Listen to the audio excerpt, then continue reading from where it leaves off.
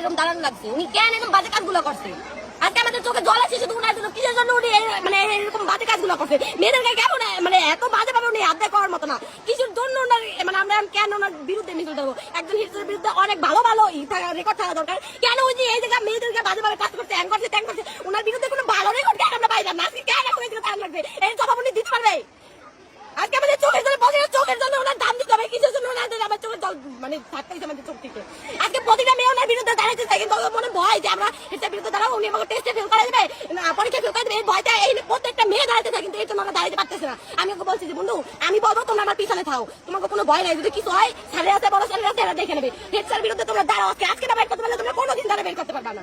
এরপর এই যে আমরা কয়েকজন আসছি আর ওরা আসছে, ওরা পিছনে আসছে, কিন্তু ভয় লাগছে, এর জন্য ওরা সামনে আসতে থাকতেছে না। তোমার নাম কি মামুনি? মানে অর্পা বড়ই। কোন ক্লাসে পড়ো? ক্লাস 10 এর একজন ছাত্রী। আচ্ছা, অর্পা বড়ই যে বিষয়ে প্রধান শিক্ষকের বিরুদ্ধে যে অভিযোগ দিল, এটা কি কথা সত্য? আচ্ছা, তোমার নাম কি মামুনি? মিথিলা সমদ্দার। কোন ক্লাসে পড়ো? ক্লাস 7ম। তোমার নাম কি? পাখি বিশ্বাস। কোন ক্লাসে পড়ো? 6ষ্ঠ শ্রেণীতে। আচ্ছা, তোমার নাম কি? তাই তোমরা এই প্রধান শিক্ষকের নাম কি? তোমাদের প্রধান শিক্ষকের নাম কি? রুহিদাস স্যার। তাই তোমাদের সাথে কি খারাপ আচরণ, মেয়েদের সাথে খারাপ আচরণ করে না ছেলেদের সাথেও করে?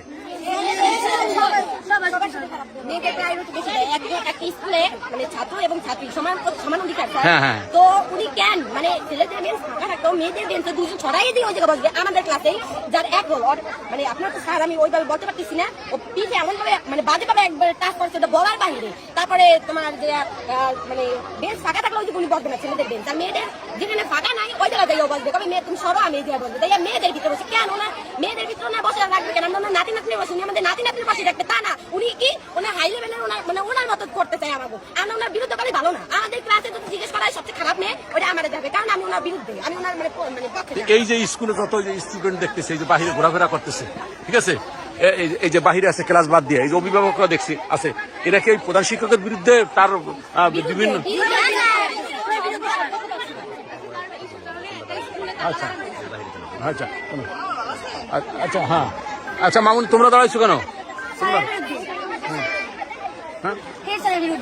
হেড স্যার এরকম কতদিন তার বিরুদ্ধে বিভিন্ন হ্যাঁ